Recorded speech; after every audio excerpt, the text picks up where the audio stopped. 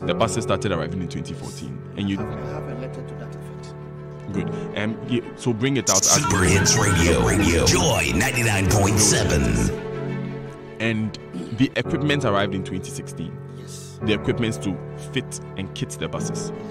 Okay, so I have Super here Hits Radio. a letter Joy dated 99.7. December 2014. It says here, attention, Honorable Dr. Kwaku Agyeman-Mensah, who was then the Minister for Health. It says agreements between Big C General Trading LLC and the Republic of Ghana, represented by the Ministry of Health, for the supply of 200 Mercedes-Benz ambulances and related services. We are most grateful and appreciate your acceptance of those minor topographical discrepancies observed in the bill of lading. We, however, want to bring to your Honorable Minister's attention, as per the shipping company, the first batch of the shipment of 10 ambulances will arrive at the Tema port on 15 December 2014. It's highly recommended that the Ministry of Health take urgent steps to clear the ambulances from the port and transfer the vehicles to a safe parking place. As per our warranty terms, our agent, Jakpa Business Limited, headed by Richard Jakpa, sitting in front of me, in Ghana, with the support of our technical staff, will arrange for the handover and commissioning of the vehicles after orientation and application training of some of the machines and equipment installed on the ambulances of your paramedics on the vehicles after the supply of each complete batch of 50 ambulances as per the letters of credit. Your supply of the first batch of 50 ambulances of a total of 200 ambulances should have arrived in Ghana by April 2015. It's for your honorable attention, as per OEM terms and agreement, any use of the ambulances prior to the complete handover and training of the use of the above-mentioned machines and equipment installed shall render the warranty of your ambulances void. So we are being told here, 10 ambulances have arrived. We will train paramedics and then hand over 50 of the ambulances by April 2015. If you use the ambulances before the complete handover and training of the use of the machines and equipment, the machines and equipment installed shall render the warranty of your ambulances void. That's what this letter says. Good. Explain for me first. Okay. Now let me explain to you. We appreciate your acceptance of those minor topographical discrepancies observed in the bill of lading. Do you have the bill of lading here? The bill of lading, let me see. Okay, so Richard is trying to find the bill of lading. What were those topographical discrepancies? Those are, in the bill of lading, you need to, in the bill of lading, let's say, the specification, you have spelling mistakes. If it's, let's say, 200 kilograms and then they type 201 kilogram, those are discrepancies. No, those are minor discrepancies. They have nothing to, they don't really affect the vehicle itself. It's typing errors. That's what we call So the bill of lading came and it did not match what was in the equipment. No, the bill of lading, you see, when there's an LC established and there are conditions to honor the LC, it is a bill of lading that you, the manufacturer, will submit to your bankers. They will also send it to the bankers of the purchaser, and then they will do their banking transaction based upon the terms of the bill of the terms of the LC. It being reflecting on the bill of lading, right? So if you have, let's say, the ambulance is, let's say, the gross weight is, let's say, 200 kilos, and then in typing you type 201 kilo, it's a discrepancy. Do you get the point? But you don't have the bill of lading here to show us what those discrepancies are. All we have is your words to go by. Those are not issues. Anyway, it says here in the letter, we are grateful and appreciate your acceptance of the topographical discrepancy. So it suggests here in the letter, with letter headed Big C. For accepting those minor topographical errors, and then we were able to clear them. They were able to clear the ambulances. So it's not an issue at all. So you promised that 50 of those ambulances will arrive in April 2015. Now let me explain this letter to you in detail, if you may let me. Go ahead. So I can then be able to exhaust it for your audience. As you can see here, because the former minister was Ajiman Menu came and took over from. Ajiman Mensah. This is Ajiman Mensah. Sorry, Ajiman Mensah took over. He came and met the mess already created by Aite, Honorable Shere Aite. And then we wrote to him. We wrote to them to come for that the first 10 are arriving because we are shipping them to them. Now we made it clear to them in the contract, until you have produced up to 50, you can't hand them over to the government. That's what the contract is saying, that you produce each batch 50. So your LC is for 50. So we are bringing the 10 down, another 10 is coming, another 10 is coming. When they are up to 50, we'll come and train your paramedics, 3 for each ambulance. So the 200 ambulances will train 600 paramedics, because some of the equipment that are in the ambulances are equipment that you can't even find in the hospitals in Ghana. Some of our hospitals don't have them. So you need to train them, because they are new equipment that are not in ambulances. But we have them in because our ambulance is like a moving hospital. It's well stocked. So we need to come and train them on some of those accessories. So until they are 50, you can't hand over. So our letter made it clear way back in 2014. Take steps to clear them because they are your thing. And then the contract says CIF Temaport, as per the Incoterms trading terms. So our own is to ship it and show it to the Temaport. Now it is the duty of you to clear it. To clear it. And it's in the contract. Can you show it to me in the contract whose duty it is to clear these documents, these ambulances? I'm asking this for a reason. It was agreed. Once you go into your contract, and the contract is CIF, and to a particular port, the manufacturer, that is his obligation. Once he agrees to the CIF, Temaport is finished. So he will just ship it, insure it, ship it straight to your port, send you the bill of lading. Now it is you, the recipient, the applicant, or the purchaser, your duty to clear your goods. He doesn't need to put that in the contract, because the word CIF, Temaport, that's the interpretation of it. Why would he need to clear the goods? If it is FOB, that means that he will manufacture it, send it to his port in his country. You will have to arrange for your shipment and bring it down. These are trading international terms. So you don't need to waste your time now going into the nitty-gritties of it. I'm asking this for a reason. You haven't finished the training. You haven't finished the handover and the commissioning of the ambulances. Yes. What is the status of the ambulances that were coming? Now, as I was telling you, because of the behavior of the former minister, and we thought it prudent that, look, until you produce up to 50, you can't hand over to the government. Now you are shipping them in batches into the country, and they will clear them and keep them in a safe place, as later stated. They should clear them and keep them safely for us. So their own is just to keep them safe for us. It's in their custody. We've not yet handed over to them until they are 50. That's what the contract states.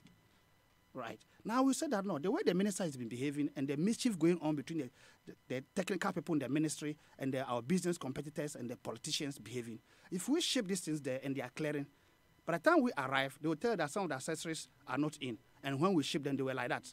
They'll give us problems. So let's separate the accessories. So you have to disassemble the vehicles, put the accessories, because they are expensive accessories, put them in the container and ship the van separate and bring the accessories under lock and key. Also so what you did was that, what you are telling us is that you had complete ambulances in Dubai. In Dubai, that they were supposed to come and pre-inspect. So if there's any issue, we could rectify it. And then you removed the equipment from the ambulances. Yeah, you disassembled them. You disassembled them? Yes, and put the equipment, because you are shipping them here and you are taking cognizance of any possible mischief, because they've been exhibiting that. How were you going to reassemble the ambulance here? What equipment were you going to use to do that? Oh, but that is our profession. We have our technical people, as you have it here. We have our technical people, and I'll give you letters and other letters too. Did you have any facility here ready to reassemble You don't need a facility to assemble an ambulance? No, you don't need, because we have all the facility in Dubai, and it has already been done. So most of those accessories are disposable ones that you put them in the cabinets, and few ones that you just plug. Those are what we just removed out. Not the whole fixed. So you have fixed things in the ambulance, in the compartment, and you have disposable ones, very loose ones. All the loose ones, you put them in the container because they can easily be taken away. I hope you understand. So what was in the 10 ambulances you brought The 10 ambulances you brought were just missing the equipment that The you fixed in. accessories, the disposable accessories that we put them in the container, because we have to protect our interests. Until you hand them over to the government, they are not responsible if they are stolen. They will give you all manner of excuses. And we are businessmen, so you have to protect your interests. You have to protect your investments. So we decided to put them in a container and send you the vans. And we told that clear the vans and put them in a safe place, as our letter is indicating, way back 2014. And when they are 50, we'll train your people, and then we'll fix them and hand them over to you. Then you can begin to raise issues. Right? So you can't wake up and come and tell Ghanaians that, oh, the ambulance were brought, they were not fit for purpose. What do you mean by they were not fit for purpose? Things have not been handed over to you. You are only keeping them for in custody for us. It's clear in the letter. We are not up to 50. Until they are 50, they can't be handed over to you. So how do you go and inspect an unfinished product, something that is not handed over to you, then you say they are unfit for you? The things are not just yours. At what time were you told these ambulances are not fit for purpose? Well, I heard it on air from the current Minister of Health. In 2018. In 2018, yeah, I should think so. No, he made that statement that they are unfit for purpose. How can you make such a statement? The things are not even, they've not even yet been handed over to you, and you say they are unfit for purpose.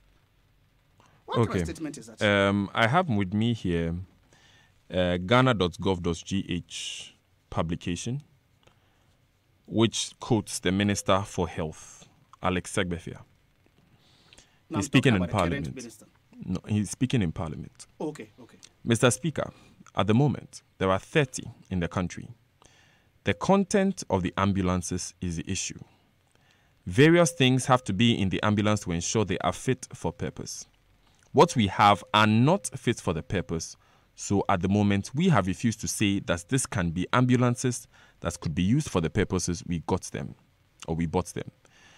We gave specifications, and the specifications in these ambulances don't appear to be met.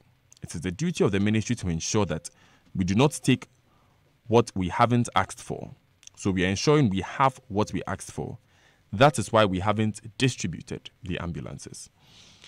Mr. Segbefia became Minister for Health in 2016. Good. He has 30 ambulances that he says don't have equipment. As you described, you shipped them without equipment. And he says that they are taking steps to ensure that the equipment are put in them. My question here, you shipped the first batch of 10 in 2014. Why did the equipment come in 2016? Because the LC expired. The LC, which gives us security for our investments, because there was no advanced mobilization. We use our own money to produce the ambulances. And government will secure our investment with a letter of credit. And they were not fulfilling their obligations. This same letter of credit that the Bank of Ghana issued on the letter of Kezela to Fosin for 3.9 million euros. Yes, they've got expiry dates. So when they expire, you have to renew it. When we keep producing. You are supposed to come and inspect, refuse to come and inspect. That brought us cost. It gave us delay. It gave us a whole lot of ripple effects. You understand that?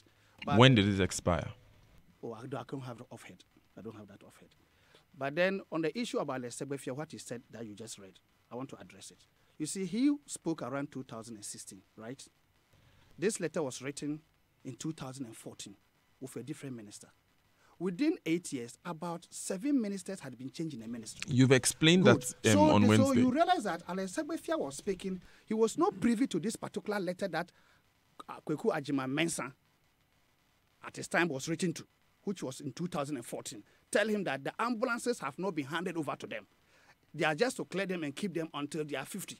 So if Alex Segbefia was privy to this particular letter you just read, he wouldn't make that statement in Parliament. So that comes to tell you that, and this letter was with the technocrats in that ministry. The directors have this letter, but they didn't make it available to the minister.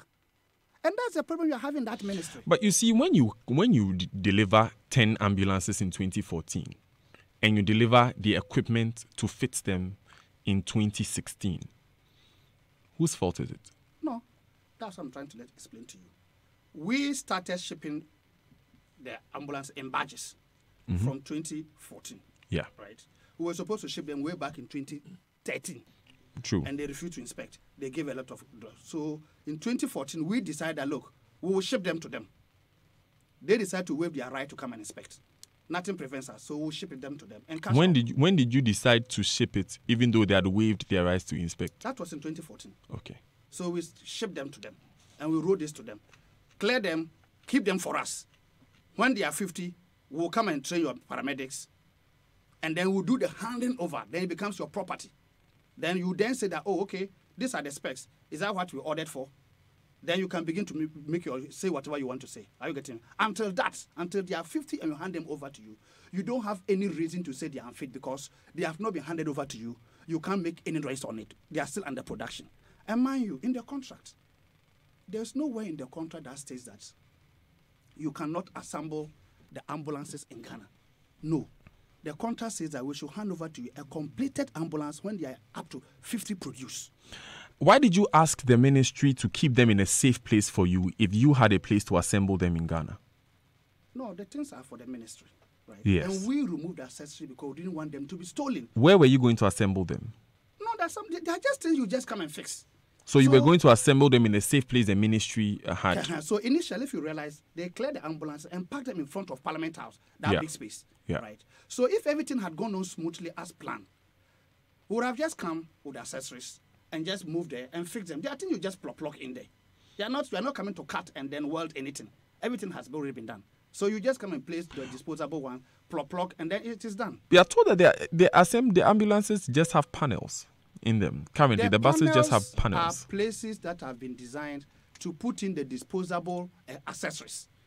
And then you lock it, you close it. So you just open the panel, you take the disposable accessories that can easily be stolen away. So you did ship buses with panels in them? With the design panels, fixed, all the straps, everything ready. So the disposable ones, you take them out because they are easy to be stolen. So when you come down with your technical men, you just come and fix them in because you don't want any more mischief from these government officials. We are businessmen.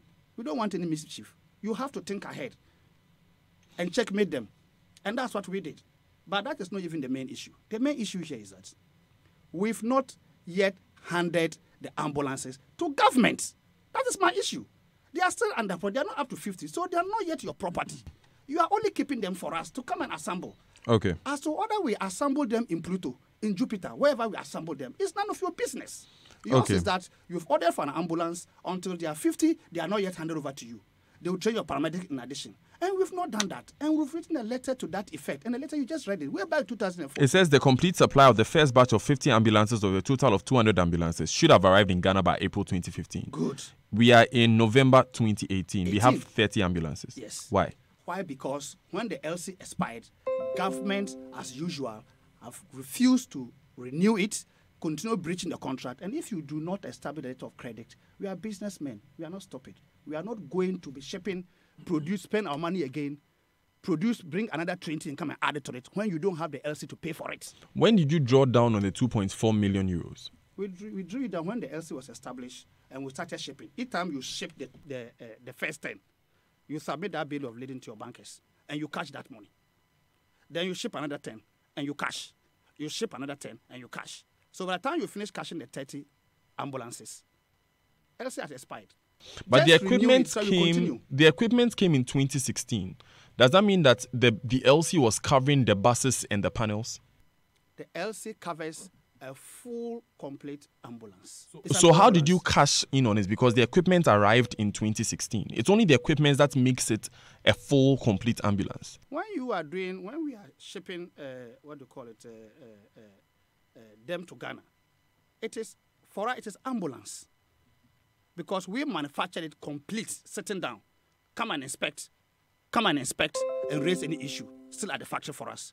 You say you won't come. That is your prerogative. We don't. And then you willfully remove the equipment. And then we said we deliberately removed the equipment. That's fine. Because we don't want them to be stolen at the port because they are still under our warranty. At that point, was it an ambulance? After you removed the equipment, was it an ambulance? It's an ambulance because the issue is that we are not, we are not bringing them here, sending you the van, and then keep the accessories and not bringing our technical men to come and fix them. No, but Mr. We've not handed them over to you yet. Mr. Jakpa, let's go stepwise.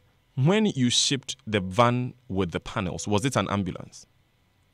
when we shipped the pan with an ambulance. The van with the panels, was it an ambulance? Under construction because we've disassembled it. So it was an incomplete ambulance. Thank you, we've disassembled it. How were you able to draw down on the letters of credit up to 2.4 million? The bill of lading was sent to the bank, and the bank raised discrepancies. Are you not understanding me? Because we sent the bill of lading to our bankers. Our bankers will forward it to Ghana International Bank in London. And they saw discrepancies. And those discrepancies were some of these things because they didn't see the accessories inside. Do you understand my point? So they read the discrepancies. Are these the topographical discrepancies you mentioned here? Those are the topographical discrepancies that you raise here are the absence of the equipment that will make it a complete ambulance. Make it complete because the bill of lading and the conditions in the LC for it to be honored are very clear.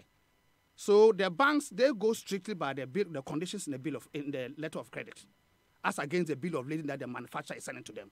If they see anything that is not clear in it, they will raise it as discrepancy, and they will write to the originating institution or country or the purchaser and tell them, look, the LC you sent to us, you put this condition under which it can be honored. The supplier has submitted his bill of lading for us to pay them. But then we realize that this weight is not there. This weight is not there. Are you getting my point? So can you please give us the clearance to go ahead and pay despite these discrepancies? I'm explaining. Let me explain so people understand. So they will raise discrepancies. Then they will write to the government, to the Bank of Ghana. The Bank of Ghana will inform the applicant, which is Ministry of Health, that look, there are discrepancies for the International Bank. Can you please, these are the issues, can you sort it out and let us know whether we should go ahead and pay or not? I hope you understand. Good. And the ministry saw it. They knew that the accessories were going to come on their own separately. They understood. And they gave the go-ahead that pay. Because the accessories are coming. They've shipped the vans and the accessories, the fashion are coming. And indeed, the accessories came. Okay. So in 2016. Yes, that was why Richard, they wrote a letter thanking them for the acceptance and agreeing on the discrepancies and those things. Richard, give me a few moments. We'll take these important messages. When we come back, we'll continue. So where we've gotten to now, if you just tuned in, we are talking about the 30 ambulances which are currently being described by government as unfit for purpose. We are trying to understand why we paid 2.4 million euros for these 30 ambulances, and we cannot use them, even though as a country we have only 55 ambulances for 29 million Ghanaians. What we've come to understand is that these ambulances were shipped without the equipment that they were needed.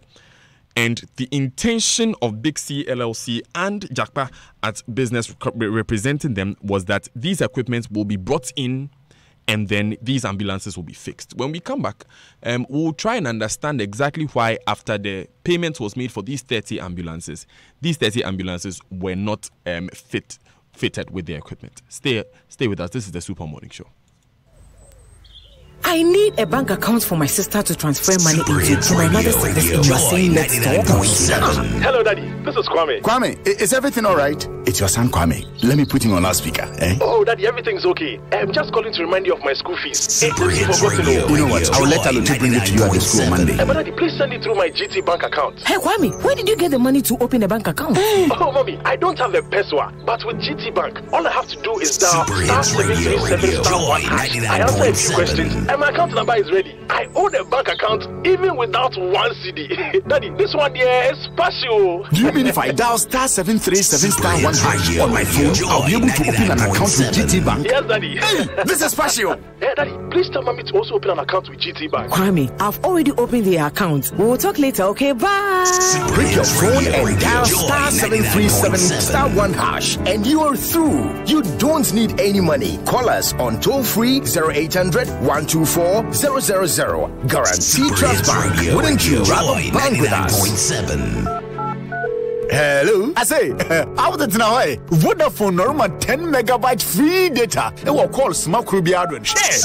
Hello. Have you heard that Vodafone is giving 10 megabyte free data for every minute you talk? You just dial 50-50. Yeah, hello? Aha! Right now, with the Vodafone people, just they go plenty. So go pass you talk 1 minute, you go get 10 megabytes. You talk 2 minutes, you go get 20 megabytes. 3 minutes. Call Vodafone or any network and get 10 megabytes of free data every minute you talk. It's simple. Talk to browse. The more you talk, the more data you get. Dial 5050 to subscribe. Talk more, browse more. Terms and conditions apply. The future is exciting. Ready? Joy 99.7.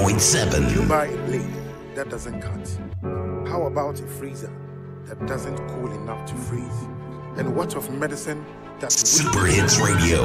Joy 99.7. So why would you buy a mattress that does not provide you with good quality sleep and rest? As humans, Super Hits Radio.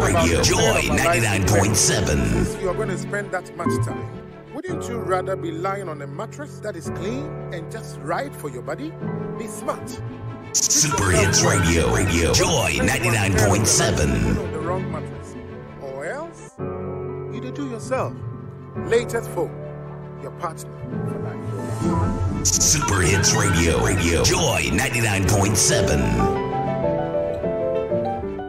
Nationwide Medical Insurance, the leader in private health insurance, has deployed superior technology to make your healthcare experience more convenient and exciting. With the Nationwide mobile app, you can order your prescription drugs and we will deliver to your doorsteps. With over 600 dependable healthcare service providers, you're just a step away locating your service provider of choice and accessing hospital claim information in real time. Our corporate clients are guaranteed timely corporate utilization reports. We provide on-site clinics to give employees access to healthcare in the comfort of their offices. Enjoy these amazing benefits and so much more by signing on to Nationwide Medical Insurance today. Call us on toll-free number 0800-2222 or visit our website www.nationwidemh.com. Nationwide Medical Insurance. Join the healthcare family.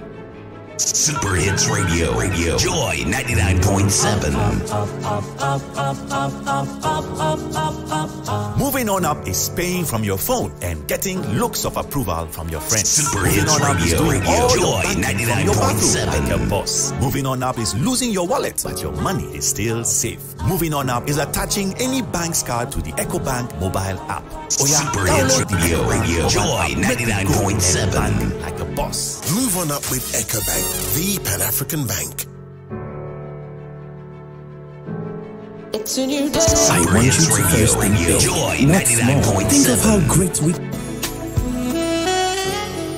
It's time to own a hotel-inspired apartment near Cromwell and switch on your urban life with prices starting from 350,000 Ghana cedis. Yes, you heard me.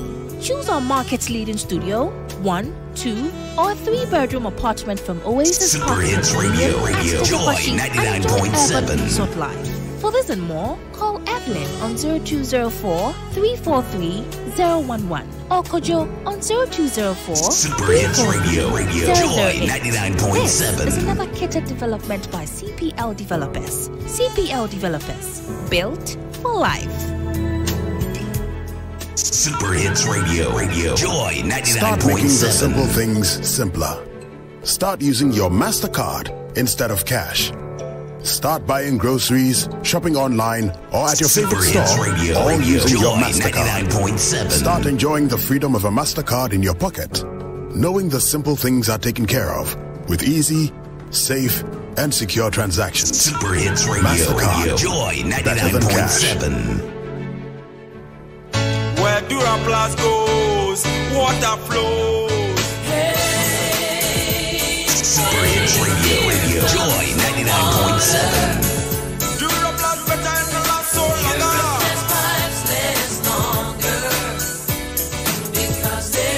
Super Hits Radio.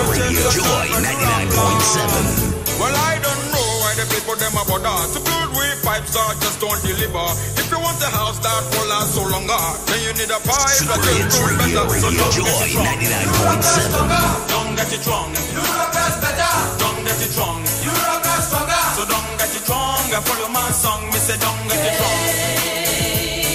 Hey, here comes the water.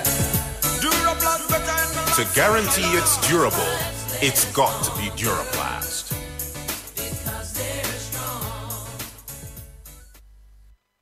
It's a new day. I want you to first think big, not small. Think of how great we can be when we work together. Together, we can ensure that our hard work will provide a better future. Together, we can provide a foundation for you and your business to succeed, regardless of its size. Together, we can create opportunities for all.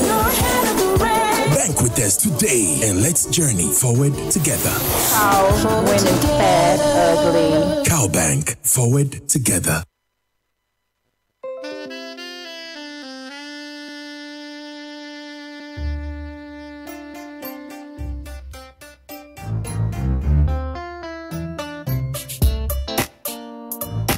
Joy 99.7 FM. Joy 99.7 FM. 22 minutes past 8 on the Super Morning Show on Joy 99.7 FM. I am Daniel Dazi. Thanks for staying with us. We're here with Richard Jakpa. If you just joined us, we're asking questions as to how come we've paid 2.4 million euros for 30 ambulances, and those ambulances, well, are being described as unfit for purpose and are not in use. Richard first of all explains that, well, he didn't ship complete ambulances. He shipped ambulances under construction. He brought in the ambulances in batches of 10. He bought 30, and they were supposed to bring equipment to come and fit them come and fit the ambulances and make them complete before we can use them. So why did that happen? That's what we are trying to find out this morning. Stay with us. You can send us in questions and messages. Okay, so someone says it's a typographical error in your discussion. I believe you are referring to, and not topographical error. Thanks. Please let the man explain the word topographic. So the letter says topographic. I want to quote it. No, it came from Dubai. No, they don't. English is not their first language. Okay, so I want to quote it. Yes, it says we are most grateful and appreciate your acceptance of those minor topographical discrepancies. That is what it says here. So you explain this topographical is actually a typographical error. Okay. And it's because they are in Dubai. It's fine. It's fine. It's fine. So you made a typographical error while typing the word typographical. That's interesting. Okay, so there's a lot more. You can send in your questions if you want them, if you want to. But just add energy and ideas can become something great. That's why Total Petroleum has launched second edition of the Startup of the Year Challenge.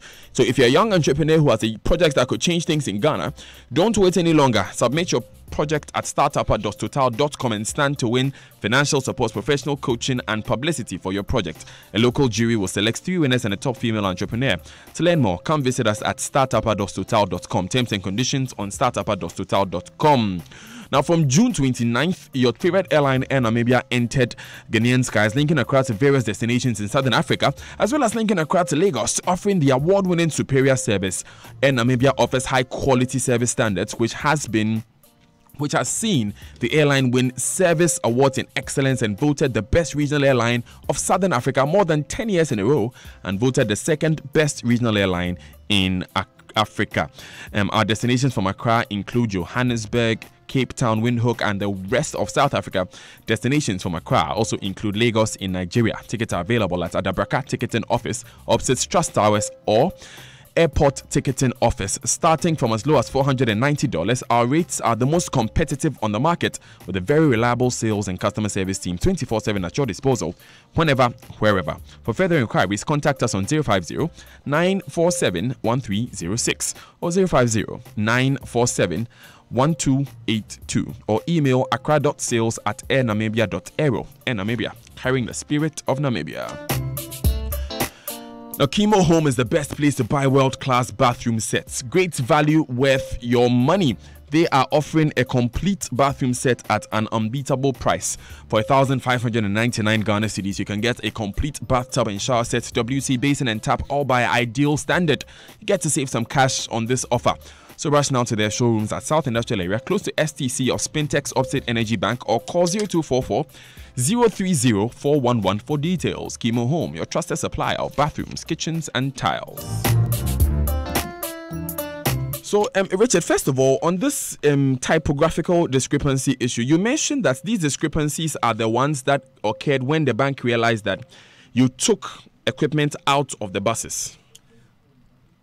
But you mentioned them here as typographical discrepancies. And you said it earlier, when you are typing 200, you type 201. How do you reconcile those two? Now, let me explain to you. You see, when you are shipping a vehicle or any equipment at the port, it has got a gross weight and there's a net weight, right? Now, if you remove accessories from the ambulance, the weight will automatically go down. So the weight that you were expecting to have on the bill of lading, or that was expected in the letter of credit, you won't get that weight because you take it. So that will become a discrepancy. The bank will say, in the bill of lading, in the letter of credit, we are expecting 260 kilograms weight of this. But what is here is 210.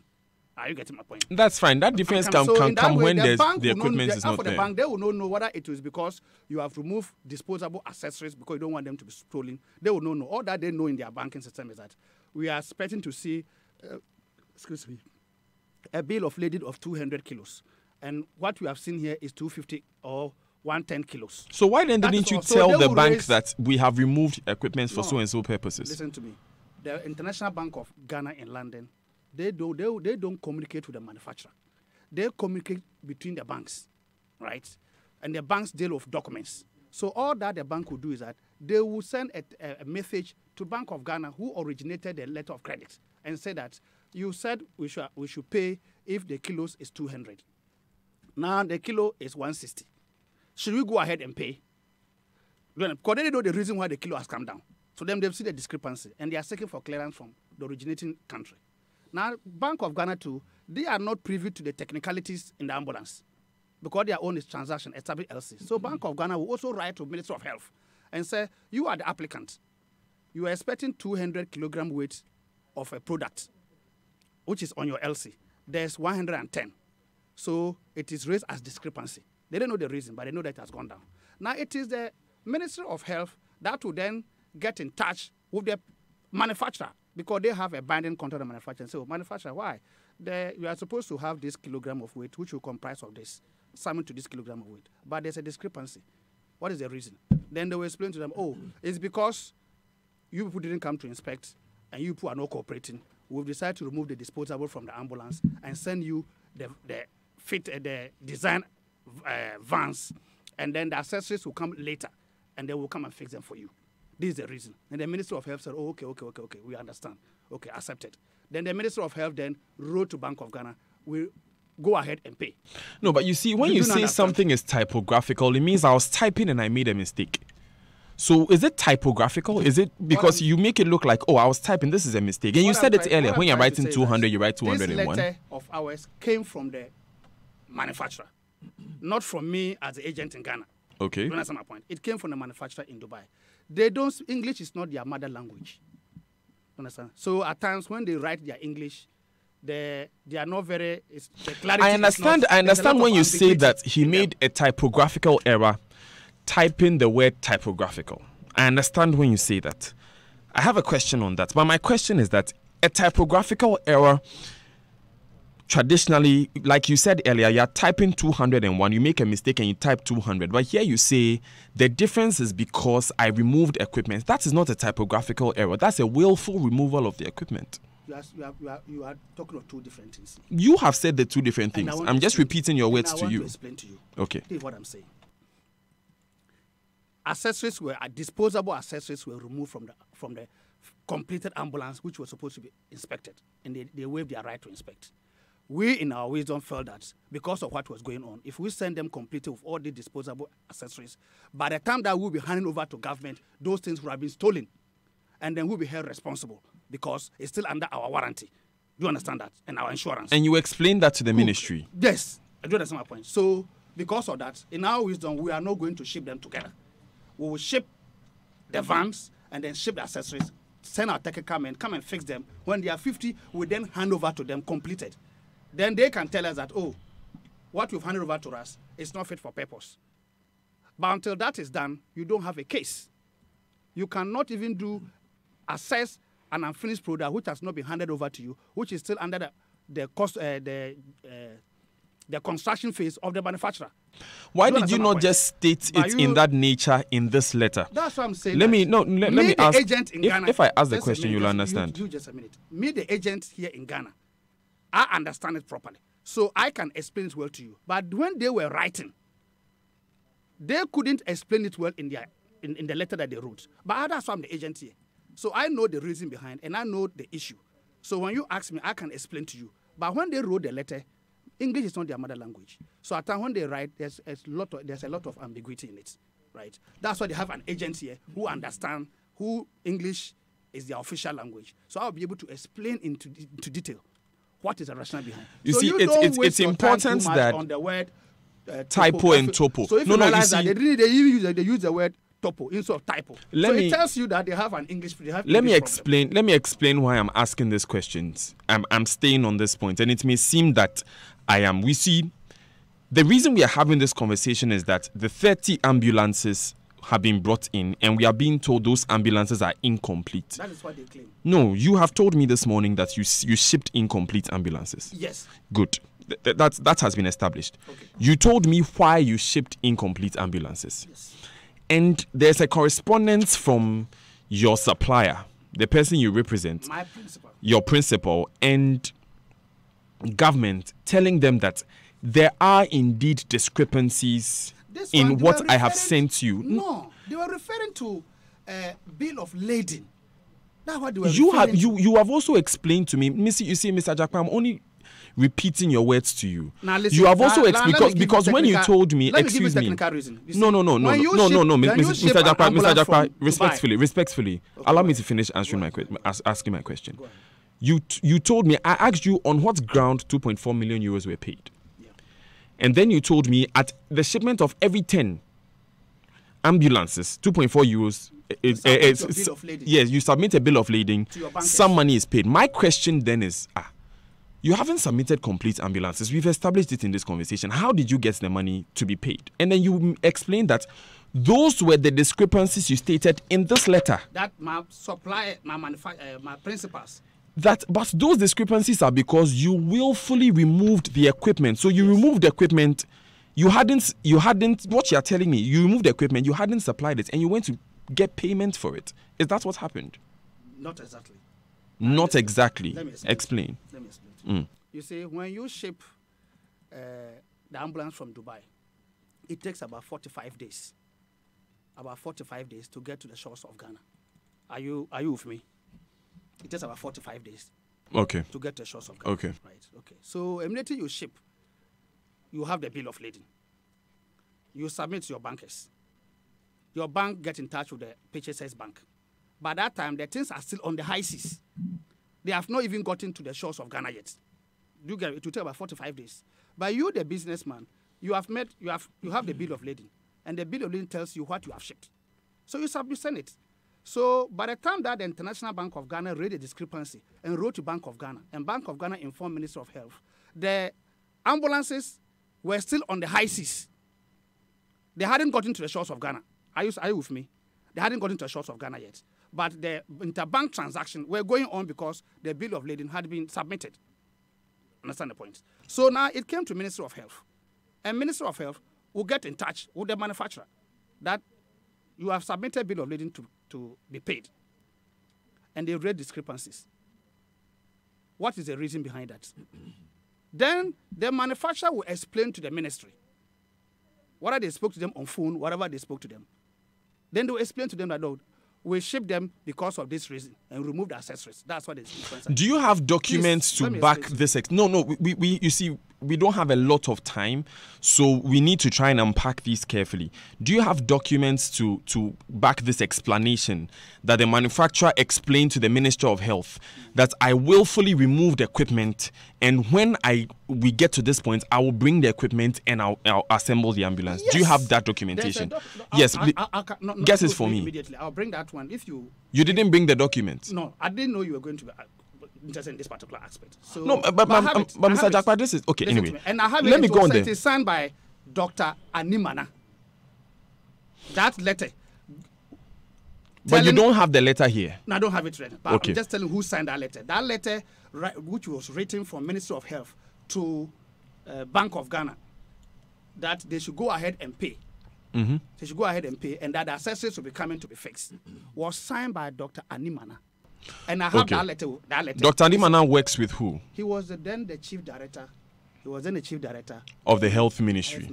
Okay. So okay, hold on a moment. I'll go through my files because all these transactions have all the files with me. Hold on a moment. And I'll put it for you probably tomorrow if you want. Mr. Jakpa, hold on a moment. Kezelato Forson is a former deputy finance minister. He wrote to the Bank of Ghana authorizing the preparation of the letter of credit. The preparation of the letter of credit. Mr. Forson, good morning. Thanks for joining us. Good morning. Great. Thanks for joining us. In the first place, we understand you had a clarification to make about something Mr. Jakpa said yesterday as to the reason why you signed that letter of credit. Thank you very much. Let me say that I had a privilege to listen to the program yesterday. And Mr. Jakpa made some statements that I recognize that they are more or less untrue. And obviously, that is not a fact. Which statements would that be? Yes, please go ahead. He made a statement that the former Minister for Finance, the Honorable Setepe, walked away in a meeting to the extent that he interpreted as a walkout on him. I wish to say that that is not true because obviously at that meeting, there was a meeting between himself and the minister. The then minister called myself and the chief director to be part of the meeting. So I was there. If anyone has any grounds to complain, the former minister, Honorable Setepe, should be the one to complain because obviously the language coming from Sejapa's mouth wasn't very pleasant to the extent that I would interpret it as an insult. And we had to come in, myself and the former chief director had to come in to clarify that position and then obviously let Mr. Jakpa go away. It was then after that the minister started the process. And let me even take you back. The then finance minister did not take action to sign the Stanbic loan that was approved by Parliament of Ghana, obviously because Cabinet in 2013 and 2014 had placed a moratorium, if you recall, on new loans, signing of new loans. So it means all pipeline loans at the time had to wait.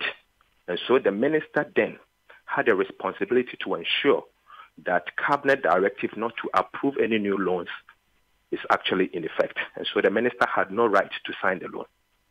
In 2015, when we decided to proceed with the ambulances, then at the Ministry of Finance level, Stanbic had then pulled out. The minister, after Mr. Jakpa has come to the office at the Ministry of Finance and confronted the minister, had already started a process to get a technical committee to evaluate the contract. That evaluation came from the Ministry of Health to the extent that the Ministry of Health had asked the Ministry of Finance to proceed in establishing a letter of credit. The Minister of Finance at the time wasn't even satisfied with that. He wrote another letter to the Attorney General to seek a legal opinion. So legal opinion then came. Minister then minuted on the legal opinion to me as the Deputy Minister and the Chief Director to start the process of authorizing the Controller and Accountant General and the Government Bank to prepare a letter of credit using the budget allocation for Ministry of Health. So please, if anybody, yesterday I had him create an impression that I had to come in to save the situation. I wish to put on record that my coming in was obviously because the Minister of Finance, the minutes are there at the Ministry of Finance, had authorized myself and the Chief Director to go ahead and write a letter to the Controller and Accountant General and the Bank of Ghana to start the process of issuing an LC using the Ministry of Health budget. And again, I heard him this morning also confirming the point that we have made earlier, that the Ministry of Finance is not a payment agency. Letters of credit in itself is not payment in itself, it's a guarantee to pay. In fact, there are conditions on the letters of credit. In fact, it is only the Ministry of Health, Chief Director of the Ministry of Health, who can authorize the Bank of Ghana to pay. And he has alluded to that point this morning. Yes. And so that more or less clarify my earlier position referencing the interview I had with one of your reporters, Israeli. Yes, and on the midday news. That reaffirmed the position. But most importantly, what I wanted to clarify this morning was the fact that he created the impression that the Honorable Tepe walked out of him, and obviously I had to come in to save that situation. No. I acted the very Mr. Tepe that he's trying to create a bad impression about him was the very one who authorized me as his deputy and the chief director of the Ministry of Finance to start the process of ensuring that LC has been established using the Ministry of Health budget. Mr. Fosun, don't go. And we need to clarify that position. Mr. Fosun, don't go. I'm not going. I would have Mr. Jakpa respond to some of the statements you have made, but I want to make this clear from what you've told us. You say, first of all, there was a delay in the signing of the Stanbic Bank loan because there was a moratorium on loans between 2013 and 2014. Okay. This loan had already been approved by Parliament before 2013. So wasn't it just a matter of consummating the agreements that Parliament had already approved? You see, when Cabinet takes a decision for us to evaluate and to place a moratorium on the signing of new loans, you see, when we say new loans, it includes loans because we categorized them into about 3 layers. A loan already at the Ministry of Finance, yet to go to Parliament. That is one. A loan approved by Cabinet and approved by Parliament. That is one. And a loan at the Ministry of Finance after all these approvals awaiting the Minister of Finance to sign. That is another category. His one was in the 3rd tier. Obviously, the minister responsible for finance cannot flout Cabinet directive to sign a loan of which Cabinet has asked him not to approve because it is in that group. And I remember there were about 22 or 23 loans. And so the minister was doing what is right. It was after Cabinet lifted that moratorium that we started the process. And unfortunately, during that period, Stanbic had already left. Or they have said that, okay, we are no longer interested in the facility, obviously because A, B, C, D, we've waited for a number of time and it's not signed. Was this communicated to Mr. Jakpa? Let me land on this one. Okay. Let us also recognize the fact that if we had gone ahead with the loan, we would have serviced the loan with public funds or Ministry of Health budget, let me put it that way. Asking the central bank to establish a letters of credit using the same Ministry of Finance, at the end of the day, Ministry of Health budget, at the end of the day, means that you are using public funds also to pay for that. So the value is the same. Okay. In fact, in any case, the minister's decision of using what you call the Ministry of Health budget saved the public some money, in the sense that instead of us going for a loan and paying interest on it, we use the Ministry of Health budget to do that. Okay. Of course, and it's important that we ask this because in the run-up to today's conversation on Wednesday and on Thursday, Mr. Jakpa mentioned that there was a willful refusal to sign the loan for whichever reasons are best known to Mr. Tepe. So let me ask. That is what I disputed that fact because obviously Mr. Tepe acted because Cabinet has asked him not to approve any new loan. Was this communicated to Mr. Jakpa officially? You see, let me say that the Minister of Finance at the time had no responsibility, more or less, to communicate directly to a contractor based on what Cabinet has asked him to do. It could be that it's a confidential Cabinet memorandum awaiting Cabinet to look at their position and decide forth. So I don't really want us to go there as to whether he has to inform the contractor formally or not. No. But then again, in that case, it will not be out of place for Mr. Jakpa to assume that I'm being frustrated deliberately by a Minister of Finance if he has not been told the reason why the loan is not signed. I have also not confirmed as to whether he was told or not, because I wasn't privy to that. That's fine. Mr. Jakpa himself would like to ask something since you have made counter allegations against him personally. So, Mr. Jakpa, you want to say something in response? Yes, of course. Good morning, my brother. Good morning. Yes, I can hear you. It's very unfortunate that you've decided to come and talk for Honorable Tepe. Why is it unfortunate? I mean, at the end of the day, I'm here to ensure that the truth prevails. Mr. You cannot come on air and then come and make some statement against the Honorable Minister that has proven to be untrue. I mean, unfortunately. Yes. I beg to say that you should have gone straight to the matter. If you want to clear your position and let the public be aware of your position, there's no need for you to say that the minister walked off. And obviously, you are not aware of the background discussions that has gone on at the cabinet level. And so the minister was acting. And Mr. Japa, for the sake of time, go straight to the point and what the point you want to make. You see, all this issue about the ambulance, I've tried as much as possible not to open any Pandora box here. I've tried as much as possible to rely on documentary evidence. But then if you are too forcing, you've decided to come and talk for your former boss, and he himself doesn't want to come and talk, but you will come and talk to him. And there are so many things that you were not privy to. The meeting you are talking about, I've met Honorable Setepe several times before that meeting you are talking about. So you were not privy to that conduct. So you can't come and represent him. He should have been the one coming to talk. Now, let me address what you just said. You are pushing me to say things I don't want to talk here.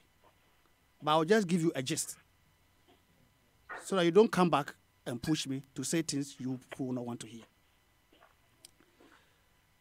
Cabinet approved this facility way back in 2012. That time, you are too forcing, you were not in government. Setepe was a deputy minister. He sent it to cabinet, he sent it to parliament. He knows very well about this transaction. Cabinet approved it, and that was cabinet decision.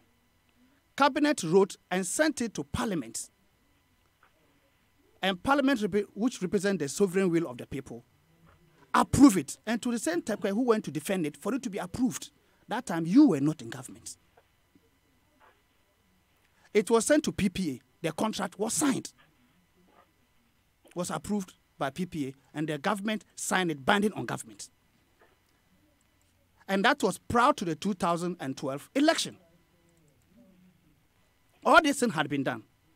Now, 20th of December 2012, the Ministry of Health, which you worked at, as at 20th December, you were not part of them. And they wrote this letter to Stanbic Bank.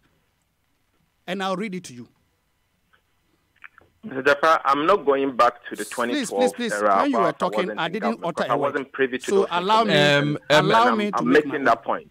Okay. Yes. So I didn't ask you to come and I made a point based on what you said and clarified my position. When you were talking, I was quiet, so let's be decorous. Just wait for me to land. Okay, gentlemen, let's have some. Gentlemen, let's have some. I don't want to use the word. I don't want to use the word that has come to mind. Okay, so you know what, Mr. Forson, just hold on a moment. So let me go there. Mr. Forson, just hold on a moment. Mr. Jakpa, I would ask this question though. Mr. Forson stated clearly that regardless of what went on before 2013, a moratorium was placed on the payment of all loans. And then I asked him what you just said. That excuse me, let me finish. I asked him that this was approved, which sort of summarizes what you're going through now, in 2012. And he mentions that there were 3 categories. One of those categories, which is the third he mentioned, are loans that have been approved, have gone through all of the procedure, but are left for the finance minister to sign. And it is part of that category. In fact, Mr. Forson, if I remember correctly, mentioned that there were 22 specific loans, and this was one of them. And that was the reason why that was not signed. I heard him clearly, so you don't need to explain to me. And let me address it. And Mr. Honorable Atu Forson, I'll be very, very grateful if you don't heckle me. Just hold your peace. Let me make my case, just as I was quiet when you were talking. Let's respect and do it in this way. I don't want the situation where you'll be hiding behind cabinet, because I'm talking with documentary evidence. You are talking and you can't even mention dates. And you can't provide any documents. But I'm dealing with documents here. And that is the game I'm interested in. Documentary evidence. Don't come and tell us things, cabinet, and hide from cabinet. No, I'm not interested in that. Now, I have documents here to prove to you. Now, when a cabinet approves a facility in 2012, 2013 going was a new president with a new focus and his new cabinet. Now, the previous cabinet had approved a facility for Ghana, sent it to Parliament, and the Parliament of 2012 approved what cabinet wanted to do for Ghana. And you were not part of that cabinet, that parliament. You were not part of that cabinet. They approved it for Ghana. The government of Ghana went ahead to sign the contract with that foreign entity, committing that foreign entity to start producing the ambulances with their own money. You get my point. Then you win election, a new president comes in 2013. The company is committed producing already. Parliament has done this. So if you cabinet, as he's claiming, says that, oh, we don't want to sign this facility that we approved in the previous cabinet. That went to the previous parliament. And the government has signed the contract and the manufacturer is committing its money. We don't want to approve this facility anymore. What do? After cabinet has taken that decision, cabinet must send that decision knowing that this loan was approved by parliament back to parliament and tell parliament that this facility that was approved in the previous cabinet and was brought to you in the previous parliament for you to approve, and you gave your approval. We no longer want to sign that contract, that financial arrangement. Are you getting my point? Okay, I get the point now. Good. You take it back to parliament to do that. But you don't sit down there and tell me that there was a moratorium with... right, Mr. Jakpa. You see, so Mr. Jakpa, thank you. Hold on a moment. We are not done dealing with this issue. Are ignorant and we don't Mr. Jakpa, we are not done dealing with this issue. But let me thank Mr. Atuforsen for joining us. Mr. Atuforsen, before you go, just to make this clear, when it comes to the issue of letters of credit, I want to speak briefly. Okay. Since you have joined us, yes, please in a minute, because we actually have Mr. Setekpe on the other line. So in a minute, please make your point. Hello. Yeah. I think I've made my point clear, and I don't even think that the Honorable Setekpe will have to speak on the matter. But obviously, his name has been mentioned. But the point is simple. I think Mr. Tekpe actually took office as Minister of Finance in 2013. Between December, the time that he made reference to his last letter, to the time he took over, you agree with me that though it is the same NDC party, there was a transition. The former minister was actually leaving office, and the new minister was coming in. No one expected anything to have happened between January, February, and March that the first budget may have been read. Because obviously, and it was after the first budget that had been read and the new government has taken office, that cabinet actually asked that the moratorium be placed on new loans. Obviously, Mr. Tekpe, as a finance minister, has a responsibility to effect cabinet decisions. He did what he had to do. Unfortunately, by the time the moratorium was lifted, then Stanbic had at the time pulled off. He has a responsibility to ensure the ambulance actually happens and the state get the ambulances. So after the AG's opinion came in, he had to write to the Bank of Ghana by asking me to perform a clerical duty, to write to Bank of Ghana to ensure an LC be signed for and on behalf of the Ministry of Health. I think that is the point. Okay. That is the role Ministry of Finance played in the matter. Okay. And when it came to the final payment of the money, as per the letters of credit that you had signed, the approval came from Ministry of Health, you see, and okay, and he has confirmed the kind of education that Ghanaians need to be made aware of. And Mr. Jakpa has confirmed that. So thank you very much, Mr. Atuforsen, for joining us. We'll go to the other line and say good morning to Mr. Setekpe. Good morning, Mr. Tekpe. Thanks for joining us. Yeah, good morning, and good morning to your listeners. Mr. Tekpe, I would ask that we would crave your indulgence. Please hold on for just a few minutes. We want to take these important messages. When we come back, the conversation continues. I'm in a meeting, if you don't mind. Could I? Right. Go ahead then. Since you're in a meeting, go ahead. Yeah, first of all, let me inform your listening public that as I indicated to you, it is not that I am reluctant to discuss the issue or that I cannot defend myself against Mr. Jakpa. I think I mentioned to you that I had read in various dispatches that the issue would be referred to EOCO. Obviously, I must respect it. EOCO has a status, of a court. Even though I've not gotten any invitation yet, I had to be cautious with respect to, coming out in public for something that may have been referred to a statutory body like EOCO. So that's the first point. Secondly, I'd like to and for that matter, I would like to be brief because I do not have the documentation. I have left office.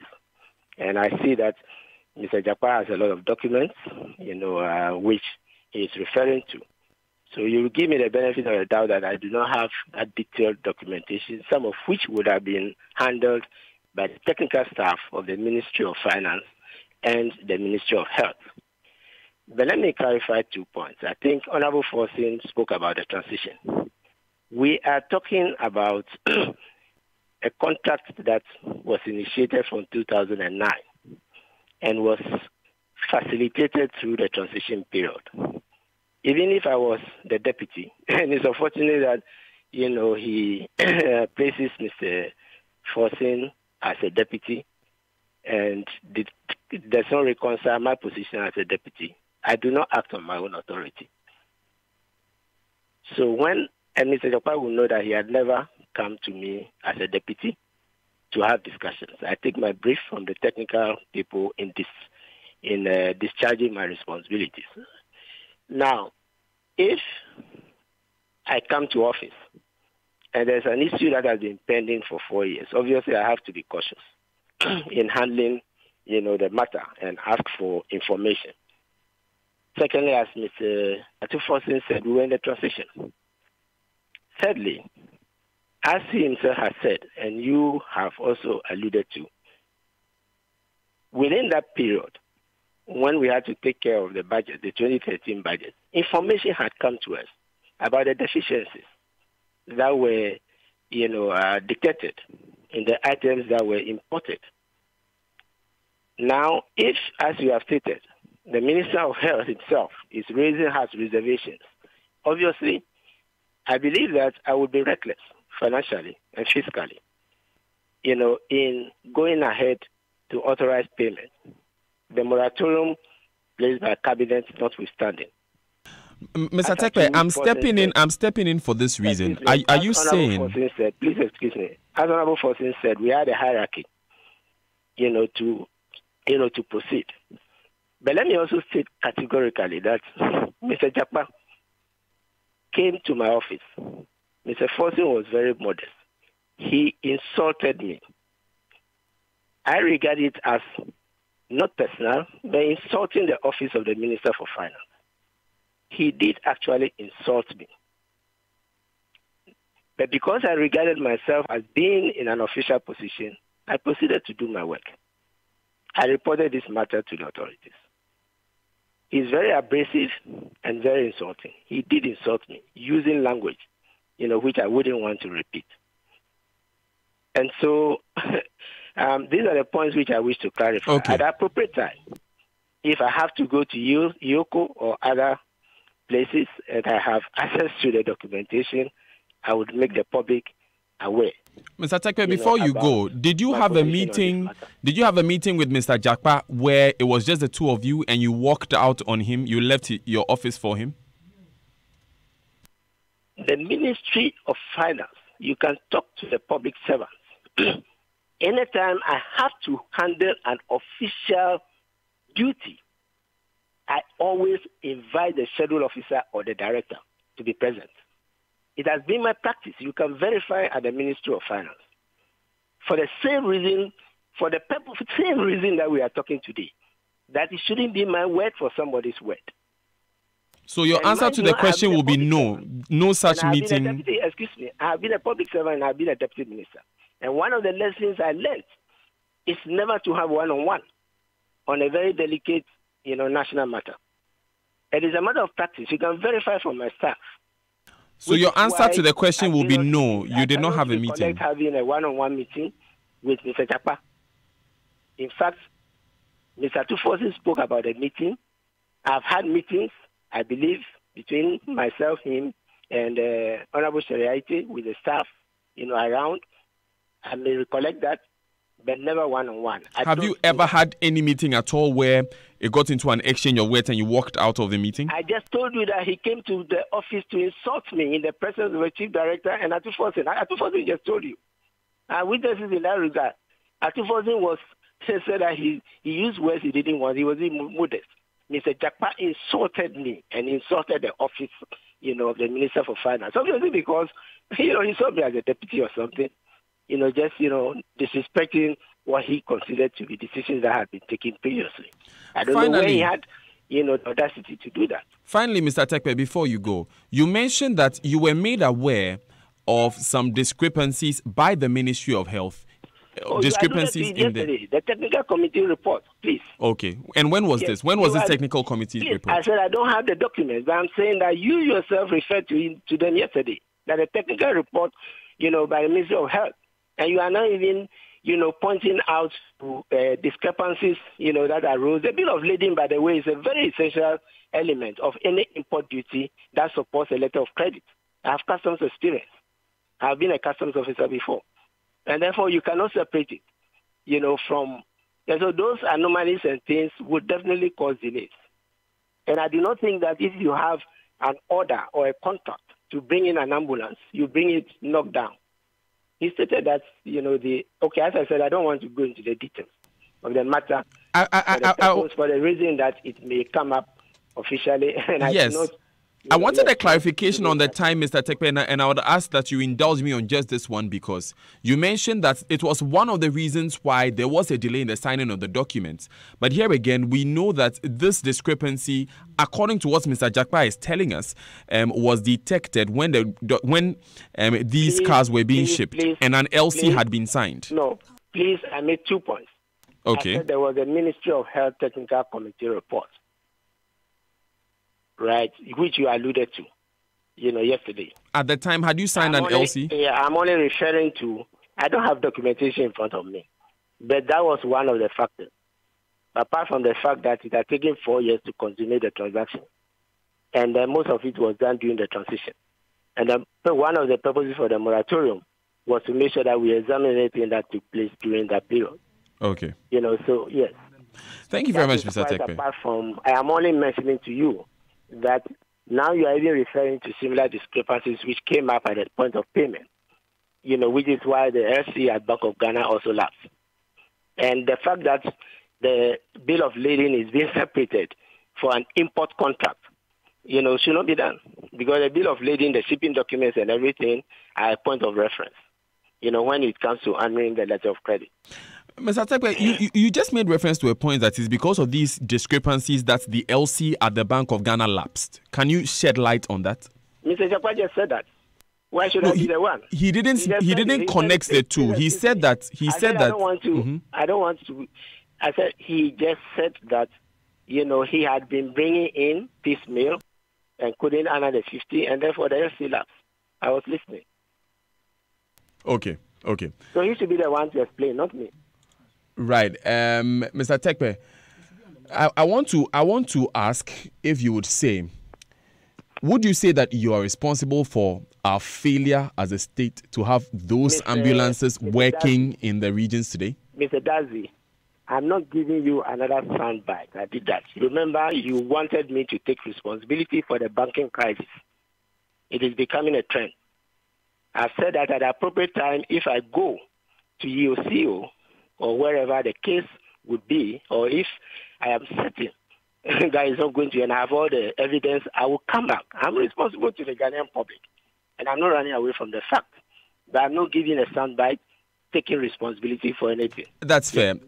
And of course, we are simply asking questions on the minds of Ghanaians. We are not pushing for a special soundbite. Attempt to make me, take responsibility. This is the second time. I'm asking you are taking that line. That's fine, Mr. Tekpe. I understand your concern. What's your understanding, Mr. Tekpe, of why these ambulances are not working in the regions today? Why we were unable to get that? I think you have enough, information from me and Mr. Fosin on the role of the Ministry of Finance, at the time, please. Right. Thanks for joining us. The point I wanted to clarify is that I did not work out on him. I didn't have one-on-one meetings. It's not in my style. I bring in my officials in every discussion, and he insulted me in the presence of my chief director and deputy. Right. Seth Terkper, former Minister of Finance, thank you very much for joining us. You're still listening to the Super Morning Show on Joy 99.7 FM. It's 6 minutes past 9. Honestly, things are heating up in the studio. I can't say it in any other way. We'll take these important messages when we come back. Richard Jakpa is here. He would have the chance to respond to some of these issues made. And we'll also talk about the key issue, because remember, we are having this conversation because there are 30 ambulances currently in this country. They have been declared unfit for purpose, but we are paid 2.4 million euros for them, and at the moment they are not in use. What we are trying to get to the bottom of this morning is how come we have exchanged money for complete ambulances, and what we have are ambulances which are incomplete and equipment which are at the port. We'll try and answer those questions when we come back. Stay with us. Hello, madam. Mommy has malaria. She said I should come and buy Hexapin and Agazone and Talimodino Nabutolosis. Hey, Bayo, this malaria and you are stressing like this? Get Novamita. Novamita kills malaria parasites and comes in a special pack that fits into your pocket, wallet, or purse, so you never forget your daily dose. And if she has resultant anemia, give her 3FA. 3FA is a blood tonic. Always get tested for malaria before taking medications. If you are pregnant or a lactating mother, seek medical advice first. If symptoms persist after 3 days, consult your doctor. Novamita and 3FA is manufactured and distributed by Pharmanova Limited. Locate them at Osu at number 3 Okodan Street or call 054 31 71 894. Novamita, sort to malaria one touch. Any 3FA anemia away. Novamita. Shower to kill malaria. Hello and welcome to the Joy Business Minute. Darrell and Karen with the last edition for the week. President of the Ghana Association of Bankers, Alhassan Ndani, says owners and directors of the 7 collapsed banks should be made to pay for the current bailout. According to him, even though the bailout is a shared responsibility, the directors must bear the bigger responsibility. The Ghana Export Promotion Authority says the $5.3 billion earnings target for non-traditional exports by 2021 is realistic and achievable. Speaking at the 15th edition of the SIAO Fair in Ouagadougou. Mobile money agents are making a case for MTN to finalize agreements with a suitable insurance firm to absolve them from losses incurred from increasing the tax and unfavorable conditions. MTN is said to have initiated talks with some 3 insurance firms. And Apple briefly lost its $1 trillion valuation on Thursday when its shares fell 7% in after-hours trading despite posting record results. The tech giant's strategy of charging more for its phones has paid off. And those are the latest stories. Join us again at 3:06. EDJT 30285E. Show your little one some summer loving with Jet. We're bringing you incredible essential summer deals that'll keep the good times rolling. Get kids' tees for only $14. These comfy tees are made for active kids. That's kids' tees from only $14. Plus, there's loads more great offers in store for adults and kids' clothing. This money-saving deal is valid while stocks last, so don't miss out. Hurry to your nearest Jet store today. T's and C's apply. Thank you so much. Thank you very much. The 5th All-African Music Awards. Merci infiniment. Thank you so much. Afrima Ghana 2018 is here in partnership with the African Union Commission, Ministry of Tourism, Arts and Culture, Republic of Ghana. This goes out to all the musicians in Ghana. That's a surprise. Who rules the continent and owns the 23.9 carat gold-plated Afrima trophy? Is what? Afrima! Cameroon 237 in the house. Yeah. Thank you so much. Wow, Africa is gold. Tanzania! Be there from November 21st to 24th, 2018 at the Accra International Conference Center and Independence Square, Ghana. Afrima has come home. Afrima for hope, for celebration. Thank you, Afrima. Thank you, Africa. Thank God. Afi, I am really disappointed with my insurance. They promised me my claim will be paid within 48 hours. But it's exactly 2 months today. A lady called me and said half of the claims that are submitted are not even covered by the insurance policy in the first place. What should I do? Yeah, I've always advised you to let professionals look after your insurance. let me call J&J Insurance Brokers to see you this afternoon. I understand they are good at negotiating a great insurance deal. J&J Insurance Brokers are one of its kind. They review your insurance needs, obtain the best price with the best insurer, as well as facilitate your claim. Give me a contact. Sure. Contact them on 0244 333335 or 0504 333335. J&J Insurance. Negotiating a great insurance deal is our business. With Brussels Airlines, it is already Christmas. Can you imagine? Christmas is already next month. Didn't you see the latest promotions of Brussels Airlines? Let's go to New York for Christmas shopping. Oh, wonderful idea. And all the Christmas lights will be hanging. New York during the holiday season is always magical. With Brussels Airlines, enjoy the best fares now to New York, Washington, Chicago, and many other U.S. destinations. Brussels Airlines. We go the extra smile. That's the sound of my heart breaking the first time I said I wanted to be a cassava farmer. Thank you. But this was when I graduated with first class honors in agriculture. Oh, my first harvester. The last harvester I ordered online. That's people seeing my fresh cassava page on Facebook and Instagram. And endless number of calls for my quick fufu all year round. There are beautiful connections that bridge humble todays to amazing tomorrows on Ghana's #1 network, everywhere you go.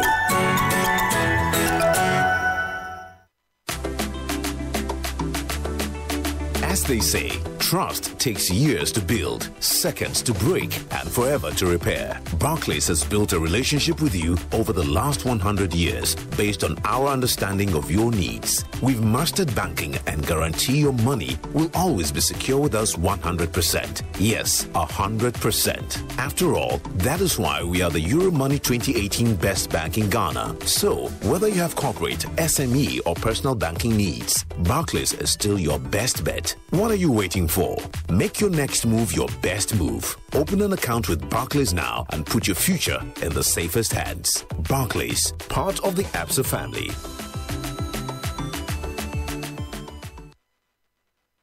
Africa is gold for the biggest music event in Africa. 5th All Africa Music Awards, AFRIMA, in association with the African Union Commission and brought to you by the Ministry of Tourism, Arts and Culture on Saturday, November 24th, 2018 at the Accra International Conference Center, Ghana. Red carpet starts at 4:30 p.m. AFRIMA Awards broadcast live to 84 countries and starts at 7:30 p.m. Africa is gold. Thank you for AFRIMA for having us here. AFRIMA, for hope, for celebration.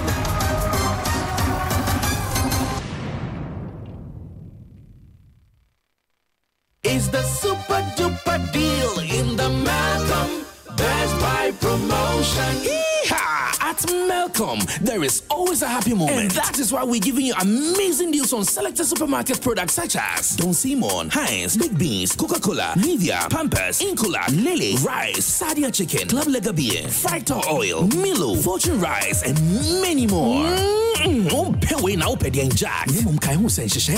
Malcolm Best Buy promotion. Super duper deal always. Malcolm, where Ghana shops. How well do you know the Achimota Retail Center? Win fantastic prizes weekly. Prizes weekly after answering all the questions correctly. The ultimate prize of the 125cc Yamaha motorbike is up for grabs in our final trivia game on 24th of November. Achimota Retail Center. With Brussels Airlines, it is already Christmas. Can you imagine? Christmas is already next month. Didn't you see the latest promotions of Brussels Airlines? Let's go to New York for Christmas shopping. Oh, wonderful idea. And all the Christmas lights will be hanging. New York during the holiday season is always magical.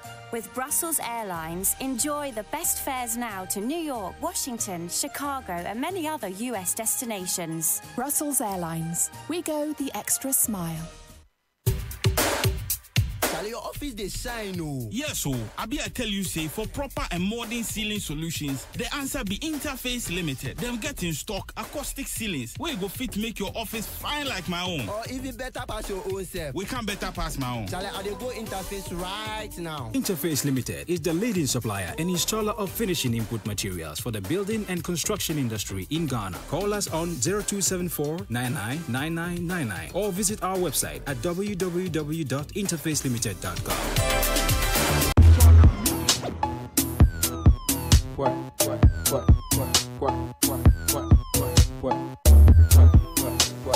Coffee in your cup and Joy on the set. The Super Morning Show is always the best bet on Joy 99.7 FM.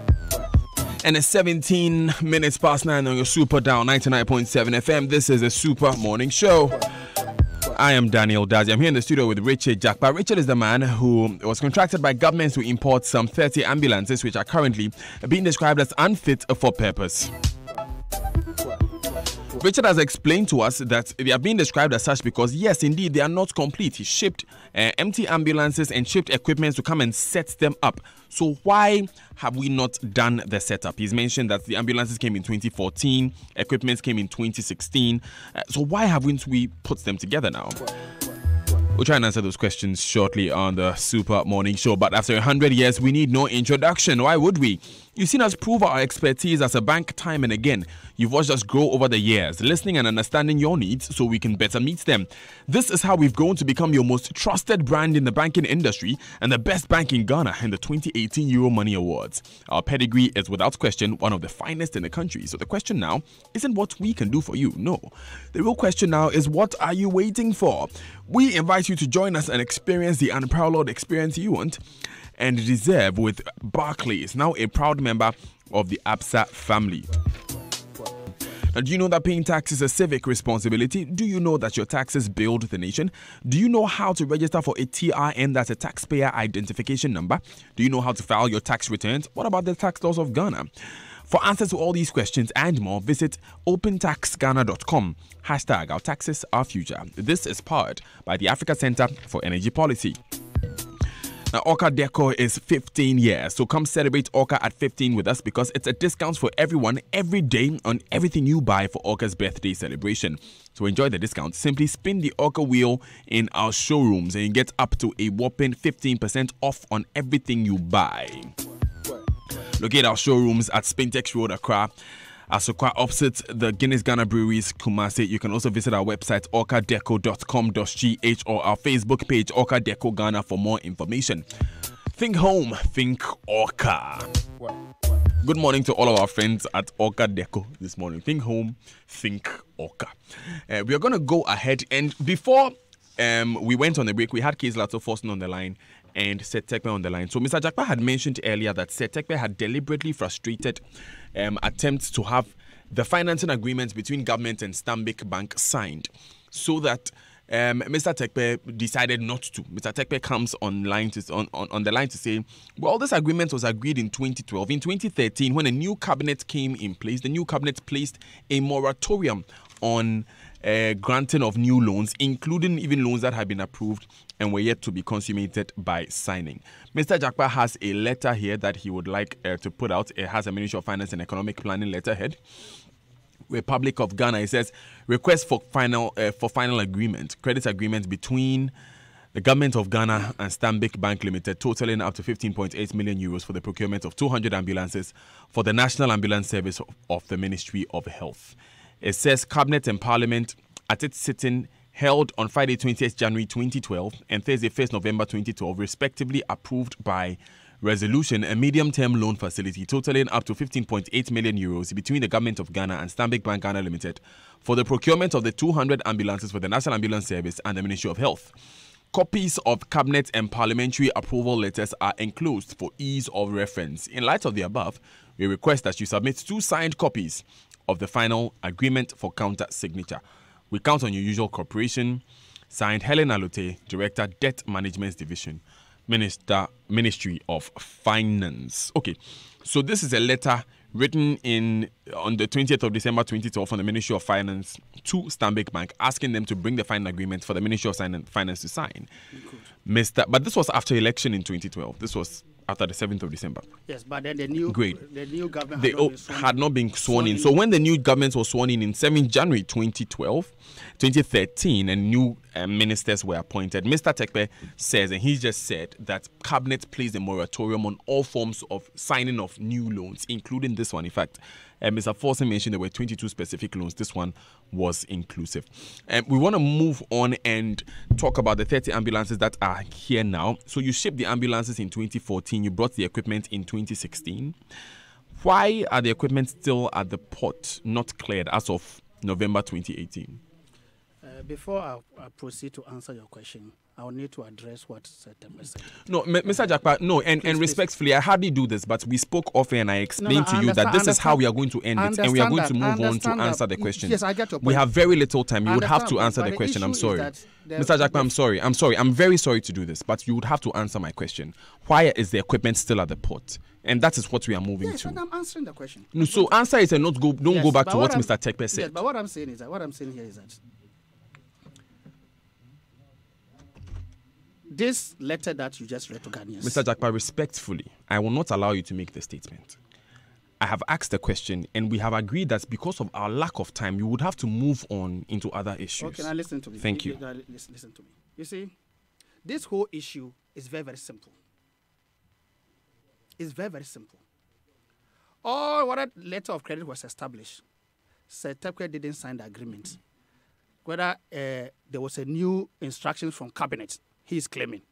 So why is the equipment still at port? I'm coming. A new letter instruction from cabinet, he is claiming, affecting a loan that has been approved by parliament. And yet cabinet didn't send it to parliament to tell them that this loan you approve, we are no longer going to do it. That's what he's telling us, which is supposed to be the procedure, which I don't believe that because he's just throwing dust. All what he's saying, no problem. I understand him. You say cabinet said you shouldn't sign. You didn't sign, no problem.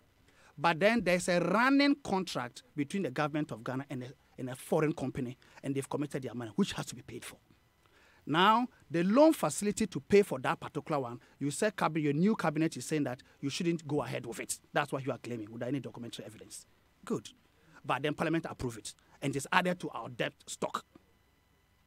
So if you not sign that agreement, no problem. Then it means that you have to look for money in your budget to raise an LC and pay for the running contract. That is what it means. Don't sign this agreement. Leave it. Somebody will take their money back. But you have to look for money in your budget and pay for the running contract. Which they did. Wait, they did it after Attorney General had written legal opinion and but they did them anyway. So why is the equipment still at the port? I'm coming. After 2 years, when the AG warned them of their intransigence and for waiting for 2 years with establishing the LC and the company is producing and there's a binding contract, that is when Atuforsen wrote the letter. If you read the letter of Atuforsen, it's producing the agent. He used the word agent to the Bank of Ghana because it was agents, right? It's because for the past 2-3 years, you refused to sign this agreement and now you are saying cabinet said you shouldn't sign. Fine. But cabinet didn't tell you that don't pay for the running contract from your budget. Why didn't you establish the LC from your budget? You didn't do that because you have your own personal issue and you are hiding behind cabinet. And cabinet decision of 2013 of a new government saying that don't take new loans, it means that the new president, his government, he doesn't want you to bring new loans in his government now because he has got a lot of loans that were approved by parliament, which is added to our debt stock. So new loans you are bringing, which has not yet gotten cabinet approval and parliamentary approval, put a moratorium on it. He's not saying that. Mr. Japa, respectfully, you were not at the cabinet meeting. You cannot put an interpretation on a decision cabinet has made. I am asking, why is the equipment still at the port now? I'm coming. So my issue now is that we decided that we are not going to waste our time on this media banter, right? So as a manufacturing company, we decided we are going to invoke the dispute resolution clauses in the contract. Are you getting my points now? So we wrote somewhere in April this year to the Ministry of Health. No, Mr. I'm coming to the accessory issues. I'm saying that in 2016 you brought them in. Why didn't you clear them in 2016 and retrofit the ambulances? It is not our duty to clear them. It is a duty of the client to clear them. But the ambulances were cleared. Were cleared by the client. And the equipment was not cleared? Was not cleared. It's not our duty. Did you request that they clear it? In our letter is there. When we brought accessory. Do you have a letter to cover the fact that we brought accessories, go and clear them and let's fit them together? If you want it, I'll bring it to you. You didn't bring it today? No, because it wasn't an issue. I have documents covering everything I'm saying here. I don't want to say things with our documents and say that this one approved this. Okay. I won't do that. What's been your engagements with this new government? So what happened was that a mess was created in the previous government. Because of a lot of mischief, they created it. Now this new government came and took over. They didn't create the mess. So I don't have any reason to have any banter of any MPP government. They didn't create any mess at all. They just came and made this mess created by former government officials, right? So they took over. Now when they took over, they appointed a new minister of health to the ministry. He went and met technical people in the ministry. The minister knows nothing about this ambulance issue. So it is up to the technical people in the ministry to brief him, to bring him to speed on it, and give him the file of it. Each time the minister wants to get information, he hits a wall. They are not giving him the necessary information he needs to make a decision. And you know this how? He's told you? We've had meetings. So you are quoting Mr. Agyemang-Menu. Listen to me. You see, there are things that... No, you can't speak for Mr. Agyemang-Menu. We are dealing with documents here. Okay. Right? So things that... So you have documentary evidence to back that Mr. Listen. Agyemang-Menu has hit a wall. Listen to me. I'm listening. The discussions I have with the Minister of Health on this issue, this new government, are not discussions I should come and be talking about it on air here. But you are referring to them. But what I'm trying to let you understand is that based upon how things are going, it is very clear that they are not getting the necessary information. There's deliberate... Oh, so it's your deduction. Yes. That's how you see it. Yes. How has your engagement with this government been? No, so far, you see, when they took over, they wanted to have enough information on it from the previous, from the technocrats in the ministry. But the technocrats have been very economical of information to the new government. So they don't know much about the whole transaction. That's what you think? Yes. So it created this suspicion that there's some underhand dealing and whole kind of things. So the minister, for me, got frustrated and had to come on air, and they were saying all those things, and created all these problems were created. They were needless. All that needed to happen was that they took over. There's a running contract. There are clauses in the contract that stipulate clearly how to deal with implementation difficulties, which is the dispute resolution clauses. Right? They are in the contract. So when they took over, all that they needed to do was to ask for the file from the minister, from the chief director, or for the director of ambulance, all those who are in charge. The file comes. What is the contract? There is a contract. What does the contract say? The contract says that there's a dispute resolution clause here. What problem do we have? Oh, they brought ambulances and the accessories to the port. They need to be cleared for them to come and fix. Okay, so what has happened so far?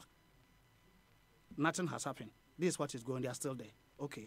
Invoke the dispute resolution clause. Let's call the manufacturers onto the table, because that's what the dispute resolution clause states. So invoke it. Let's deal with the contract. Invoke it, invite them to the table, and let's find out from them how to solve this problem. That's the first thing this government should have done. Even if the ministry personnel were not giving the information, just pick the contract, go through the contract, invoke the dispute resolution clause, which will compel us to come on the table, and we'll all sit down. And then you put your case before us and say, look, we've just taken over. Okay. We don't know But much they did about not this. do that. They didn't do that. They didn't do that. All that What did they do? What they did was that when they took over, they saw the mess that was created. They decided to make political mileage out of it. They went and took pictures of the empty vans. Never told Ghanaians that they were accessed at the port from the previous government that were not cleared deliberately. They never told Ghanaians they were accessed at the port. They just took empty vans and came to the media straight away. So you're accusing the government of using this contract to create political mileage, government? Not this contract. Of using the mess of the previous government. Which is this contract? So you are specifically saying that government willfully went to take pictures of empty vans to make political mileage out of it. That is your narration. Political mileage with their opponents, not against me. Great, but that's your narration. That government willfully did this. Yes, that's my narration. So moving forward, what do we do? So what happened was that? No, Mr. We don't have time. Moving forward, what do we do now? How do we get them? So we invoked the dispute resolution clause. We invoked it, and we went for a meeting. I've had a meeting with the ministry. That's what You've had a meeting with the ministry? That's what I'm coming to. Okay. So have patience. So we decided that, okay, if government is not going to invoke the clauses in the contract to deal with the clauses, we are going to invoke it. So they stop this media football that they are playing and throwing that into the eyes of Ghanaians. We invoke the clauses. So we invoked the clauses and we sent it to the ministry. We served the president, the attorney general, everybody. We gave them 2 weeks within which they should call. We should sit down to discuss this issue.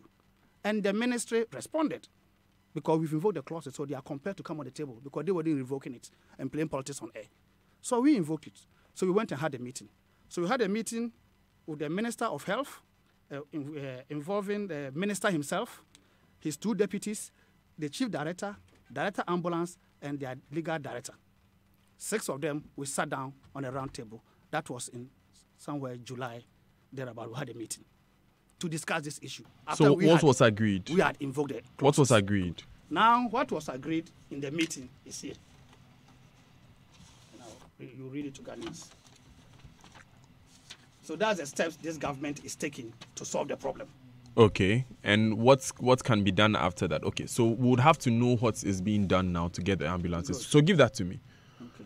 Yeah. This is the letter invoking the dispute resolution clause. No, take me straight to the meeting you had. The meeting you had. So it says here, this is a letter from Big C to the Ministry of Health. Attention, Honorable Kweku Agyeman-Manu. And they have their standing. Yes, it's been received on the 15th of August 2018. It was written on the 6th of August. Big C Trading LLC agreed as follows. No, read. I didn't know the meeting that we had. Didn't know we had a meeting. You know the meeting. You mentioned the meeting already. The supplier undertakes to send its own technical team to assemble and rectify any concern in respect of the 30 ambulances. Officially hand over to the government of Ghana as a first batch of 50 ambulances in accordance with the terms of the contract. This current agreement will be deemed to be an addendum to the original contract, and its terms will apply with the appropriate amendments deemed to have been made to the original contracts to reflect these new items. It's now been officially agreed that there will be a post-delivery inspection to be undertaken by a joint team comprising representatives of the Ministry of Health and those of the supplier for the only 30 ambulance vans and their accessories already in the custody of the GOG in conformity with Clause 23 of the contract. This will only happen if GOG fulfills its part of the contract, including its current negotiated agreement. Okay. The supplier has agreed to maintain the original cost of the project as goodwill and to further absorb and not pass on the additional cost of the project involving the upgraded and more costly model of the ambulances and their accompanying upgraded accessories, warehouse charges, interest on back loans for the pre-financing and other incidentals over the period to the government of Ghana on the condition that GOG fulfills its part of the current negotiated agreement to sustain this commercial marriage for the good of both parties. All the above non-fulfillment of the deliverables of the contract and its subsequent financial losses, changes in schedules, and production disruptions and difficulties to the supplier were incurred as a result of the initial and continuous hiatus created by the government of Ghana during the implementation phase of this contract as ruled by the High Court Commercial Division of Ghana, absolving the supplier from any breach of contract.